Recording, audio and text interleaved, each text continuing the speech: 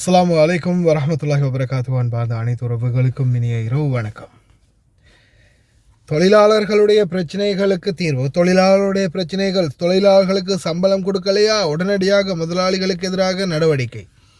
முதலாளிகளுக்கு அதற்கு பிறகு எந்த ஒரு தொழிலாளியையும் அமர்த்தவே முடியாது. பப்ளிக் அத்தாரிட்டி ஃபார் மேன் பவருடைய ஆதிராடி நடவடிக்கைகள். அதே போல் சம்பளம் சரியான டைமுக்கு கொடுக்கலைன்னா அதுக்கு எதிராக நடவடிக்கை. Digital service streamline work permit distribute பண்ண ஆரம்பிச்சிருக்கிறாங்க. சரி, அடுத்ததாக தொழிலாளர்கள் கேதரிங். தொழிலாளர்கள் ஒன்று கூடுறது, தொழிலாளர்களுடைய பிரச்சனைகளை பற்றி தீர்வுகளை பெற்றுக் கொடுக்கறதுக்கான முயற்சிகள் ஈடுபடுறாங்க. ஹியூமன் டிராஃபிக்கிங் சம்மந்தமான கேஸ் ஒன்று இப்போ ரீசெண்டாக வெளியாகி இருந்துச்சு. இந்த கேஸில் பார்த்தீங்கன்னா கிட்டத்தட்ட எஜிப்தியன் ஒரு இன்ஃப்ளூயன்சரும் அவங்களுடைய அம்மாவும் சேர்ந்து 364 தொழிலாளர்களை சட்டவிரோதமாக ஒவ்வொரு இடங்கள்லையும் வேலைக்கு அமர்த்தி இருக்கிறாங்க. எல்லாமே போலியான விசா ஃபோர்ஜரி தான் நடந்திருக்குது. ஹியூமன் டிராஃபிக்கிங் ஒரு பக்கம். சரி, இது எல்லாமே நாம் ஒரு பக்கம் வைப்போம். அதே மாதிரி நான் இந்த வீடியோ போடுறேன்னு பாருங்கள். டெய்லி தொழிலாளர்களை எடுத்து கொண்டு போய் வச்சு அவேர்னஸ் பண்ணி தொழிலாளர்களுடைய கேதரிங், அதாவது சம்பளம் கொடுக்கலன்னு நிறைய தொழிலாளர்கள் ஒன்று சேர்றாங்க இல்லையா, அந்த ஒன்று சேர்றது தவறு, அப்படி சட்டவிரோதம் செய்யக்கூடாது அப்படின்னு தொழிலாளர்களுக்கு அவேர்னஸ் பண்ணுறாங்க. முதலாளிகளுக்கு எதிராக இந்த மாதிரி சட்டம் கொண்டு வந்திருக்கிறோம், அந்த மாதிரி சட்டம் கொண்டு வந்திருக்கோம், அப்படி செய்கிறோம், முதலாளிகளுக்கு கடுமையான நடவடிக்கை எடுப்போம். எடுத்த பாடு இல்லை. இன்னைக்கும் இந்த சூழலில் இன்னொரு பிரச்சனை வந்தாலும் தொழிலாளர்களை வேலையை விட்டு நிப்பாட்டக்கூடாது, சம்பளத்தை சரியாக கொடுக்கணும் அப்படின்னு எவ்வளவோ ரூல்ஸ் போட்டிருக்கிறாங்க. இது வரைக்கும் பல நூற்றுக்கணக்கான தொழிலாளர்கள் வேலையிலேருந்து கஷ்டப்படுறாங்க. வேலையை விட்டே தூக்கிட்டாங்க. பல தொழிலாளர்களுக்கு இன்றைக்கி வேலை இல்லை.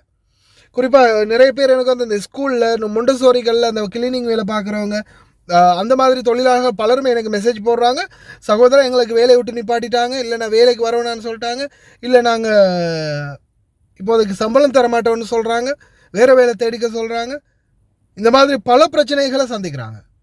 அதே மாதிரி நிறைய இந்த ஏஜென்சி கம்பெனிகள், சிலர் இந்த போலியான ஏஜென்ட் கம்பெனிகள் இருக்காங்க இல்லையா, அந்த மேன் பவர் ஏஜென்சின்னு சொல்லுவாங்க இல்லையா, இந்த மாதிரி மேன் பவர் ஏஜென்ட்டுகள் சில இடங்களில் ஃபேக்ட்ரிகளுக்கு, அங்கே இங்கே ஹாஸ்பிட்டலுக்கு, கிளீனிங் வேலைக்கு, அதுக்கு இதுக்குன்னு ஆளுங்களை வேலைக்கு போட்டு இப்போ மொத்தமாக ஒரு அமௌண்ட்டு கொடுப்பாங்க இல்லையா கவர்மெண்ட், அந்த மாதிரி அமௌண்ட்டு கொடுத்ததுமே உடனே என்ன பண்ணுறது, அந்த அமௌண்ட் அப்படியே ஆட்டையை போட்டுட்டு தொழிலாளர்களுக்கு காசு கொடுக்காம ஆள் மாறிடுறது.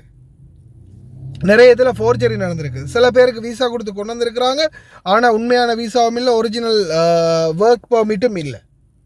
இந்த மாதிரி பல ஏமாற்று வேலைகள் நடந்திருக்குது.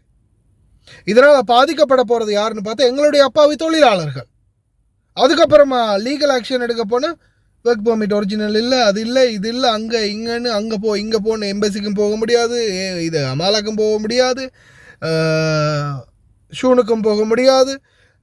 எல்லா பக்கமும் அலைஞ்சி திரிஞ்சு சீரழிஞ்சி சின்னப்பட்டு கடைசி கட்டத்தில் ஃபிங்கர் வச்சு போலீஸில் பிடிபட்டு எங்கே ஒரு இடத்துல அக்காமா இல்லாமல் வேலை செஞ்சு இன்றைக்கும் தொழிலாளர்கள் கஷ்டப்படுறாங்க. ஆனால் நானும் பார்க்குறேன் ஒவ்வொரு நாளைக்கும் அந்த சட்டம் இந்த சட்டம் அப்படி இப்படின்னு புதுசாக சட்டம், public authority for man power கொண்டு வராங்க. ஆனால் இதெல்லாம் நான் அவங்களுக்கு எதிராக ட்விட்டரில் நிறைய எழுதியிருக்கிறேன். என்னோடய ட்விட்டரை ஃபாலோ பண்ணுறவங்களுக்கு தெரிஞ்சிருக்கும். அவங்களுக்கு எகென்ஸ்டாக டைரெக்டாகவே நான் எழுதியிருக்கிறேன் அவங்களுடைய போஸ்ட்டுகளுக்கு கமெண்ட். நீங்கள் கானூன் கொண்டு வாரீங்க, ஆனால் கானூன் இந்த ஜீப் கானூன் பஸ் மாக்கு ஃபாயிதா من اللي يمشي على القانون تحت القانون ماكو واحد كلهم لاغين في مشكل. روح شوف عند الشون، عند الإدارة الشون، روح شوف كم نفرات عامل موجود قدام الشون. روح شوف عند السفارات كم نفرات موجودين. روح عند شوف عند العمالة المنزلي كم نفر موجود. ما اللي يلاتينو நான் எழுதியிருக்கிறேன். ஏன் நான் நிறைய தடவை பார்த்துருக்கிறேன். இவங்க ஒவ்வொரு கானூன் ஒவ்வொரு டீட்டெயில்ஸையும் போடுவாங்க. எந்த ஒரு இதுக்குமே சரியாக அதே பிரச்சனை வருது. இல்லையே அப்படி சம்பளம் கொடுக்காம விட முடியாது, இந்த ரூல்ஸ் இருக்குது. என்ன ரூல்ஸ் பிரதர், ஒரு ரூல்ஸும் இல்லை, இவனுங்க சொல்கிறது தான் நம்ம கேட்டு நடக்கணும் அப்படின்ற மாதிரி தான் வாரவங்க சொல்கிறாங்க. ஷூனுக்கு போங்களேன், ஷூனுக்கு போனால் கணக்கு எடுக்கிறாங்கல்ல, அங்கே போனாலும் இங்கே போனாலும் எங்கே போயும் வேலை இல்லை. சில நேரங்கள் அந்த மாதிரி ஸ்தம்பிதமாகுது தொழிலாளர்களுடைய நிலைமை. ஆனால் தொழிலாளர்கள் எங்கேயாவது ஒரு இடத்துல சம்பளம் கொடுக்கலன்னு ஒன்று கூடினா உடனே கைது பண்ணுறது. தொழிலாளர்கள் அப்படி செஞ்சாங்க உடனே கைது, தொழிலாளர்கள் எப்படி செஞ்சாங்க உடனே கைது. ஆனால் அந்த தொழிலாளர்களுக்கு நடக்கக்கூடிய அநீதிகளை தட்டி கேட்குறதுக்கு தட்டி கேட்குறோம் தான். இந்த தட்டி கேட்டது போனஸை பற்றி பேசினதுக்காகத்தான் இந்த கடைசியில் நாட்டுக்கும் போக முடியாமல் இது வரைக்கும் கட்டின காசோடு சேர்த்து இன்னும் இருக்குது, இன்னொரு 5 வழக்கு இருக்குது. அந்த 5 வழக்கையும் முடிஞ்ச பிறகு பார்ப்போம் மொத்தமாக எவ்வளோ கடைசியில் என்கிட்ட இருந்து உருவி இருக்குது இந்த நாடுன்னு. எல்லோரும் சந்தோஷமாக இன்றைக்கி போனஸ் எடுத்துகிட்டு போகிறாங்க. ஆனால் இன்றைக்கி நான் அதுக்காக அனுபவிக்கிறது எனக்கு தான் தெரியும், அது நரக வேதனையை. ஓகே, ஆனாலும் சந்தோஷம், மனசுக்கு ஒரு நிம்மதி. ஏன்னா சில தொழிலாளர்கள் சொல்லக்கூடிய வார்த்தைகள் அது வந்து மனசுக்கு ஒரு கம்பீரமாக இருக்கும்னு சொல்லலாம். வாரது வரட்டேன்டா, என்ன வந்தாலும் பார்த்துக்கலாம்டா அப்படின்னு சொல்ல தோணும். அந்தளவுக்கு சில சகோதரிகள் போடக்கூடிய மெசேஜ். இப்போ கூட ஒரு சகோதரி இப்போ ரீசெண்டாக ஒரு மெசேஜ் ஒன்று அனுப்பியிருந்தாங்க. இதுதானே ரொம்ப நன்றிண்ணா. உண்மையிலுமே என் மனசுல இவ்வளோ தூரம் ஒரு தைரியம் தெம்பா இருக்கும்னா உங்கள்கிட்ட நியூஸ்ல பார்த்து ஒரு விஷயத்தை நான் கற்றுக்கிட்டனால தானே. உண்மையிலுமே நீங்கள் கத்துறவங்களுமே அதிகமாக ஆசீர்வதிக்கணும், உங்கள் தேவைகளை கற்று கண்டிப்பாரு.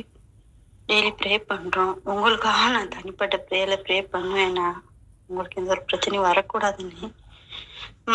அதே மாதிரி உண்மையாலுமே நீ சொல்கிற ஒரு விஷயம் எப்படி நாங்கள் கேட்டு நடக்கிறோம். ஏன்னா எங்களுக்கு தெரியாத தேசம் ஒன்று, இந்த பாஷா மட்டும்தான் தெரியும்.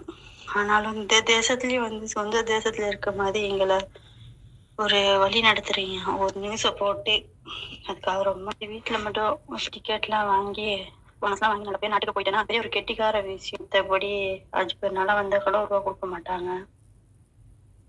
அப்படிதான் அவங்க செய்யறாங்க. இந்த 3 வருஷத்துக்கு அப்படிதான் நடந்திருக்கு எனக்கு. வேலை இந்த இடத்துல நீ கை நீட்டலாம் இல்லைண்ணா, அந்த அளவுக்கு கடவுள் நம்மளை விடல.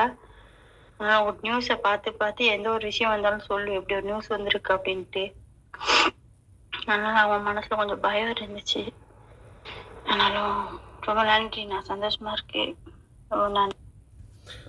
தொழிலாளர்கள் அந்த அதான் அது எவ்வளோ யார் என்ன சொன்னாலும் போகடா மயிறு அப்படின்ட்டு நான் என்னுடைய பயணத்தை நான் தொடர்றதுன்னா பாமர மக்கள் சிலர் இப்போ இதுல எல்லாம் வந்து கமெண்ட் பண்ணி சிலர் வந்து பெரிய பெரிய பந்தா காட்டுவாங்க இல்லையா, லோங்கா பேசுகிற லதா பேசுகிற அப்படி செய்கிற எப்படி செய்கிறேன்னு. அவங்களாம் வந்து கணக்கெடுக்கிறதே இல்லை. ஏன்னா பாமர மக்கள் பலருக்குமே வந்து அவங்களுடைய அடிப்படை தேவைகள் என்ன, உரிமைகள் என்ன அப்படின்றது அவங்க ஆஃப்டர் ஆல் தெரிஞ்சு கொள்ளட்டும்.